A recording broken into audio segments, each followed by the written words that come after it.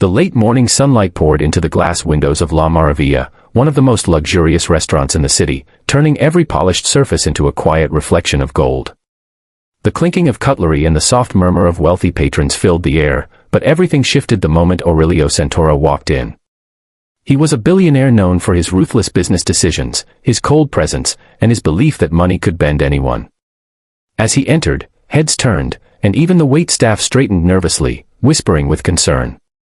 Aurelio moved with an air of superiority, his expensive suit catching the sunlight as though demanding attention. But none of the staff suspected that by the end of this daylight afternoon, the man would be humbled in a way he had never imagined, and the person responsible would be someone he didn't think twice about when he first saw her. If you believe in kindness, second chances, and the power of simple humanity, then please like, comment, share, and subscribe to our channel, Kindness Corner. And before we continue, tell us in the comments where you're watching from. We always love to see our community around the world. At the far end of the restaurant stood Marcela Rios, a young waitress in her early 20s. She moved with quiet grace, her dark hair tied back neatly, her uniform crisp despite the long morning rush.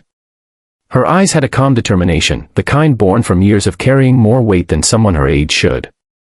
Marcela wasn't there only for a job, she was supporting her younger brother, helping her mother pay medical bills, and trying to save for a future that still felt uncertain. She had learned early that dignity wasn't defined by wealth, and pride came from how one endured struggles, not from how loudly one displayed success. She approached Aurelio's table because it was assigned to her station, not knowing that this single interaction would reopen wounds she had spent years trying to heal. Aurelio didn't bother looking at the menu. He leaned back in his chair, assessing Marcela with a gaze that felt like judgment rather than observation. With a dismissive wave of his hand, he spoke loudly in Spanish, mockingly, arrogantly, as though she were beneath him, as though he assumed she didn't understand a word. His words weren't just insulting, they were belittling, reducing her to someone he believed had no value beyond serving a plate. To him, speaking in Spanish was his way of feeling powerful, a private language he used to ridicule others without consequence. Several nearby diners turned their heads, some pretending not to hear while others exchanged uncomfortable glances. Marcela's hands tightened around the notepad she carried, and though she understood every word, she kept her composure.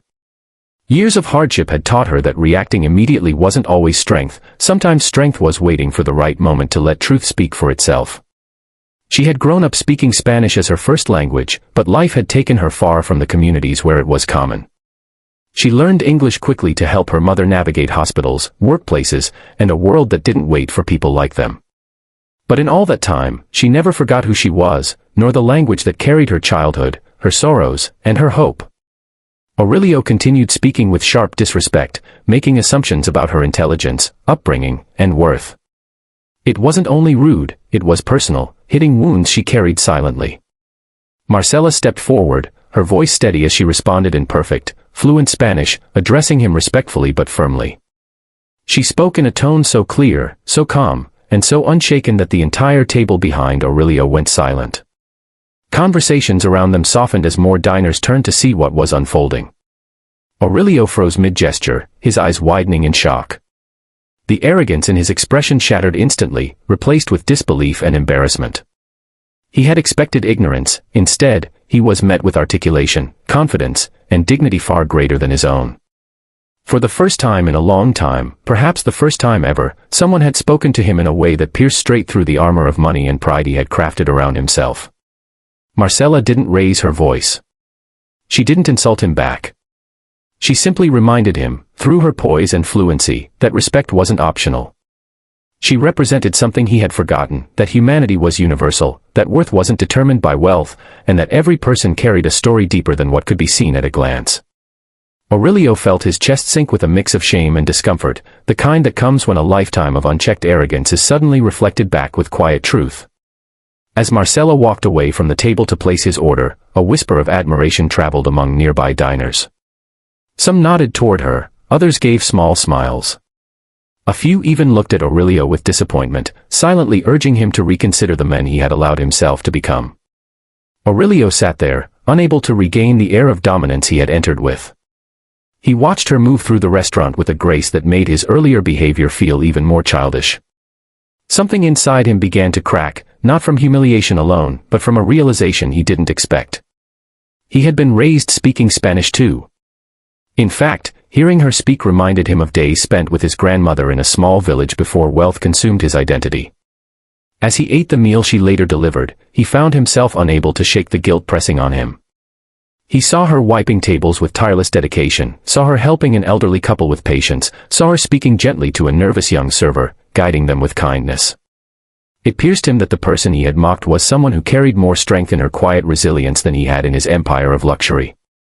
After years of abandoning humility, this encounter forced him to face a version of himself he no longer recognized. And for the first time in years, he wanted to change, not because he was caught, but because he felt something awaken inside him, the memory of who he used to be before money made him smaller instead of bigger.